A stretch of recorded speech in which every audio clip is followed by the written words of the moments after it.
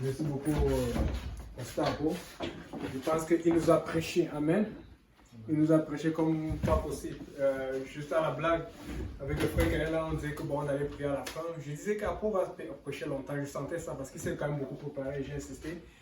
Et Kaela pensait que peut-être pas et tout ça. Là. Et là, on avait qu'il a prêché. Donc, on va juste faire un chant parce qu'on a beaucoup de loin passé le temps et puis on a des voisins, des voisines.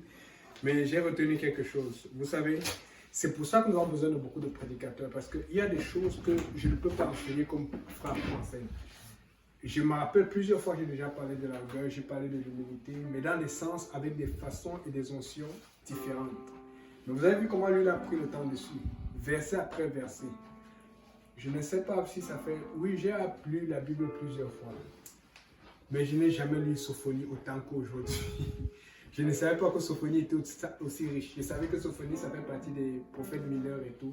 Et j'ai tellement de choses à faire avant d'aller lire Sophonie. Mais j'ai tellement été béni, vous ne pouvez pas savoir. Donc juste à cause de cela, vous pouvez voir qu'il y a des livres qu'on peut aller explorer, aller piquer à l'intérieur et savoir beaucoup plus sur notre attitude, comment changer. Parce que beaucoup de prophètes en ont parlé. Et même moi, je ne savais pas. Amen. Autre chose que j'ai retenue, c'est l'orgueil. L'orgueil, l'orgueil, l'orgueil. Vous savez, je ne sais pas quoi dire parce que moi-même, je dois lutter avec. Nous tous, nous luttons avec l'orgueil. Amen. La seule chose que je peux conseiller à quelqu'un, c'est que si tu n'arrives pas à comprendre comment lutter contre l'orgueil en regardant le mot humble, la meilleure façon de lutter contre l'orgueil, c'est de regarder si tu es brisé. Quand tu es dans le brisement avec Dieu, ça va travailler ton orgueil. Il faut que tu sois brisé. Être brisé, c'est quoi? Il y a une situation qui te fait mal. Il y a quelque chose que tu attends depuis longtemps. Et ça ne veut pas dire que tu ne vas plus vivre. Des fois, tu es dans la paix à cause du Saint-Esprit. Des fois, tu es dans la paix à cause de l'Esprit de Dieu. Des fois, tu es dans la paix à cause de la parole de Dieu. Des fois, tu es dans la paix à cause de la confiance avec Dieu. Mais tout ne va pas bien. Tu es dans la paix alors que tu vis une injustice dans ta famille. Tu es dans la paix alors que tu vis une injustice dans ton travail. Tu es dans la paix alors que tu vis une injustice dans ton école. Tu es dans la paix alors que tu vis une injustice autour de toi. Il y a quelque chose qui te brise, qui te ronge. Tu fais tout ce qui est bien. Tu penses que tu mérites cette situation. Tu penses que tu mérites quelque chose, mais ça ne va pas. On te tombe dessus. L'ennemi te tombe. Il faut que tu sois brisé. Je peux vous promettre, être brisé, ça enlève l'orgueil. Être brisé, ça tire l'orgueil à l'extérieur. Il faut que tu sois brisé. Il y a quelque chose auquel Dieu t'appelle, que Dieu te demande de faire depuis longtemps, ou que tu as commencé, mais tu as arrêté, tu as ralenti. Il y a une situation que tu es en train de vivre, tu souffres, mais Dieu est en train d'attirer les âmes, te transformer par là. Mais toi, tu veux sortir. Non, laisse Dieu te briser. Et au milieu de cette situation, dis Seigneur, forge-moi. Fais sortir cette huile d'onction qui va faire que je vais arriver au point là où tu veux que je sois. Alléluia. Je suis retenu les excès. Vous savez, il a vraiment prêché dans notre vie. Et je pense que beaucoup d'anciens GPNL nous connaissent. Amen. On sait qu'on a les frères comme le frère Chi qui n'avaient pas ce problème, mais nous on était connus. Il faut avoir bien fait le prêcher là-dessus. Là. Même le pasteur était à dépasser sur nous. Pour la soeur Jolie, elle ne pouvait pas parce que si on ne mangeait pas sa nourriture, on venait pour ça. Donc, mais qu'on avait ici à la maison ou dehors, je peux vous dire, moi j'étais dedans. On était des mange-tout. On était des fois là, il y a des frères et des soeurs qui voyaient nos places, c'était comme, mais ces enfants, est-ce qu'ils vont à l'église? Mais Dieu a travaillé ça un à un. Aujourd'hui même, je me demande si on mange souvent.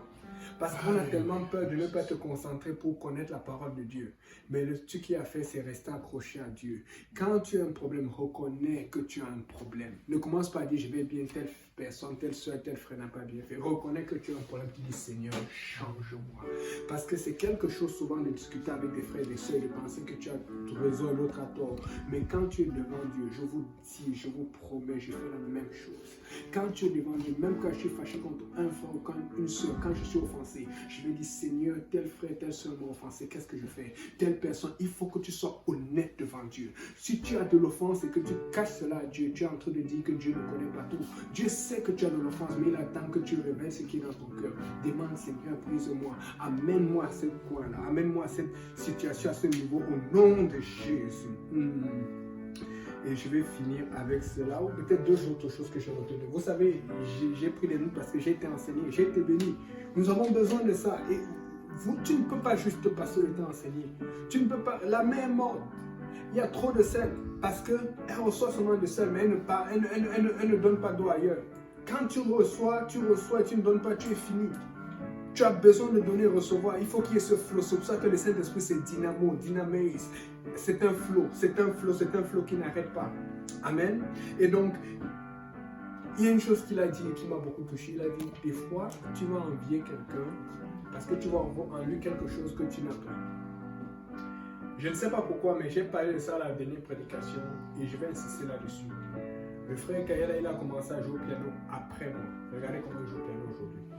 Certes, j'avais beaucoup d'objectifs et je vous dis, il y en a plein que j'ai reçus, d'autres que j'ai arrêté en route, mais il y en a plein que je dis encore à personne parce que Dieu a dit de garder ça pour lui et moi parce qu'il me prépare pour d'autres choses. Et je le dis sans orgueil, mais je vois où je suis aujourd'hui. Je dis Seigneur, merci parce que je n'aurais jamais été prêt pour parler à tels âmes ou à tel jeune à qui je parle aujourd'hui si je n'avais pas préparé ce que tu m'as dit de préparer. Je suis en train de dire, au lieu de regarder ce que l'autre peut faire, il faut que tu commences à regarder ce que Dieu veut que tu fasses. Imite au moins.